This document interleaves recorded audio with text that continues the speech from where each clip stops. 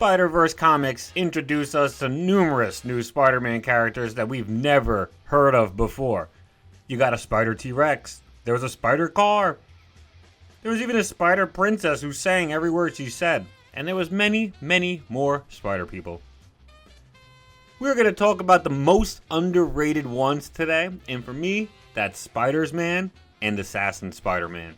Now, when I say underrated, I mean they deserve way more recognition than they both have gotten. I mean, these two are two of the coolest Spider-Men in the Spiderverse. Come on!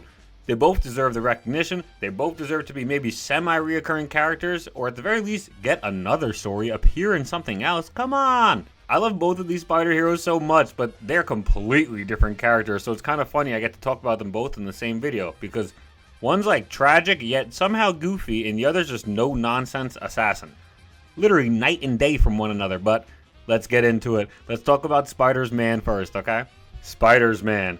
The Spider-Man made of literal spiders. Okay, this Spider-Man deserves his name for sure. Spiderman is a variant from 11580. When the Peter Parker of this Earth was looking at Horizon Labs' newest project, he accidentally fell into the new project. What was the said project? A pit filled with radioactive spiders. And these spiders ate him alive! But the spiders gained his consciousness as well. The spiders believed they together all were Peter Parker. It was an amalgamation of small spiders, making up one big Peter Parker Spider-Man. Think like Ermac from Mortal Kombat. It's like 1,000 souls inside of one being. We are many, you are but one. Spiderman would go on to save Gwen from a goblin attack, but he would then leave the universe pretty much right after that forever. He was too afraid to face Gwen, claiming he was a monster. He doesn't even know who he is anymore. Gwen was trying to say that she could cure him, but like, how is that even possible? Is there even a fix for somebody who's now no longer existing and spiders are him? Like, what? How do you cure that? So man just leaves. He's gone. It's actually super tragic. It's a very, very tragic backstory. So it fits right in with pretty much everybody else who's a Spider-Man. The next time we see Spiderman is in Spidergeddon. He's way less of a tragic and sad character who doesn't know who he is, and he's mostly just making jokes about eating people and how good they'd probably taste. When things start to go really bad, Spiderman and Norman Osborn's Spider-Man team up and they leave the rest of the Spiders people trapped with the Inheritors, cut off from the Web of Destiny. The Web of Destiny is essentially like your way to travel through different dimensions, so what they did was they went through the dimensions and blew up the Web of Destiny in the current dimension. So nobody in that dimension had any access to the Web of Destiny now. But before that could happen, Spider-Man would send spiders across every universe so he can technically be in all of them. And then they blow up the Web of Destiny. At this point, it kind of seems like he's a villain, you know? I mean, he just left the Spiders people to die, and he left with Norman Osborn's Spider-Man, who is most definitely a villain. No doubt about that. But in the next Spider-Verse book, many Spider-Man variants across the multiverse, across the Spider-Verse, are all getting turned into zombified, Hornet versions of themselves.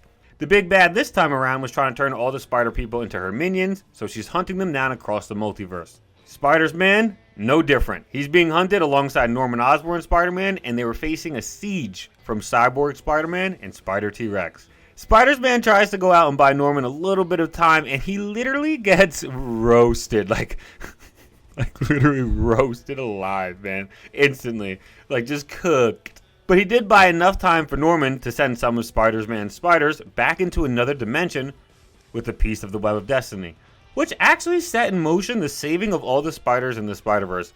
So when you think about it, Spider-Man is like the savior. I knew he was a good guy all along. I really just love this character. From the dark, tragic tone of his backstory to like the detached, just flesh-hungry version of himself we currently see.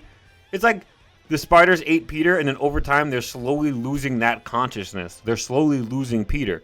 I don't know if it's like intended this way, but it does feel that way. The more we see from him, the more detached he seems to become. Just talking about more and more about eating everything. But then he manages to use his spiders to save the Spider-Verse, and it's like, maybe he is good. I don't know, but I'll tell you one thing, he's for sure fun. I really like him, and I hope he comes back again. Seeing as how he left spiders in every single universe, in theory, he could just spawn up in any of them, right? For me, I want to see him again in 616. You know, like fighting alongside Peter Parker Spider-Man and maybe against him. It could be fun, like a friend of me. Alright, let's chat about Assassin Spider-Man, the badass. Assassin Spider-Man, total badass. From his suit to the way he talks, his powers being amplified. He is a certified badass. He comes from the what-if version of Spider-Man versus Wolverine. In the original book, Spider-Man leaves Russia and heads back to New York. The What If, however, asks the question, what if Spider-Man embraced this side of himself? Spider-Man began to murder people. He got rid of his moral code. He began to do what needed to be done for missions to become completed, even if that meant killing. He became much more ruthless. He honed his skills working with Wolverine and had pretty much future sight with his spider sense so honed in. I mean, like he knew Wolverine was going to get shot moments before the shooter even shot the bullet. His spider sense is quite literally precognitive. And when I say Assassin Spider-Man is ruthless, I mean like he was killing people by throwing a metal door through them. He is ruthless. He uses webs, sure, but he also uses guns in his wrist to solve problems much more quickly. Spider-Man just shot that guy in the face! Fun fact, he's also like one of the first variants to show up in the entire Spiderverse. Assassin Spider-Man is being hunted down by Karn, and he watches Karn literally kill Wolverine, something he didn't even know was possible. Assassin Spider-Man then manages to maneuver his way to a generator and unloads this Shi'ar generator on top of Karn, hoping to fry him, but to no avail. Assassin Spider-Man was pretty much out of ideas and all seemed lost when Superior Spider-Man came in and knocked a tree into Karn. Superior Spider-Man wants to leave, and Assassin Spider-Man is like, I'm trying to kill this asshole. If you want to go, go, but like, I'm not your friendly neighborhood Spider-Man. Some people need to be put down, my guy. Superior Spider-Man is then like, nah, trust me, I agree with you. We do need to put this monster down. We just don't have the tutelage right now. Trust me, come with me, we'll come back and we'll destroy him. These two Spider characters working together is fire, man. Also, Assassin Spider-Man working with Kane could be an elite duo. You know, they're both so vicious, and Kane is pretty much an Assassin Spider-Man, so sadly, we would not see any more of Assassin Spider-Man in any of the Spiderverse books because he gets killed by Deimos kind of like in the side of this panel. It's almost off screen. It sucks. Like, sucks so much. The guy's precognitive, literally precognitive. He goes out like such a buster. But he did get brought back apparently at the end of the last Spiderverse. Fingers crossed he gets like a part 2 of his story or something because he's so badass, man. He is so fire. I honestly would love to get like a mini series for him so we can see like how his universe is going. Now he's picking up the pieces with Wolverine gone. He has his love interest he still has to care for who looks exactly like Gwen Stacy. I don't know why. I would love to just see generally more badass stories from him, honestly. He's just a really sick character. We gotta see him again. Like, come on. Both of these characters freaking rock. Spider-Man, way more fun, goofy, but still got that tragic tale to him. And you got Assassin Spider-Man. Tragic, no nonsense, serious. They deserve so much more spotlight. If we're going to be highlighting all these Spider-Verse characters, how come they can't be it? Why not them? They freaking rock. I'm telling you guys, we got to show more love for these two because if any Spider variants deserve an extension to their stories, it's one of these two guys.